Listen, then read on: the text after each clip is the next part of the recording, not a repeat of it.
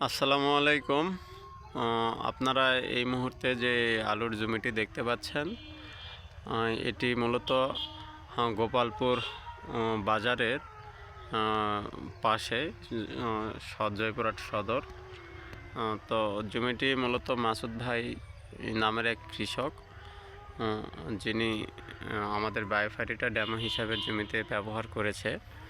তো এনার ফসলের গাছ মোটামুটি অনেক সুন্দর। ইনি নিজেই খুশি আমাদের বায়োফাইটিটা ব্যবহার করার ফলে গাছের আর কি বলবো গতি, গাছের চেহারা সব কিছুতে।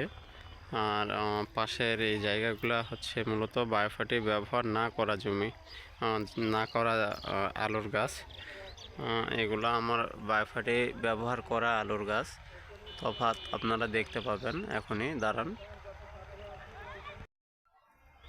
এই যে তফাৎ এতটুকু, দেখেন।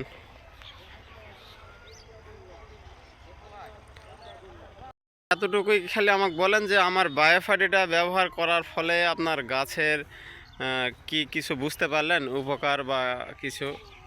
বায়োফাইটি যে ওষুধ, এটা ব্যবহার করে আমি এক সাইডে ওটা দিছি, আর এক সাইডে ফাঁকা রাখছিলাম। তো ওই সাইডে ওটা ভালো হয়েছে, ওটা ওষুধ আসলেই ভালো।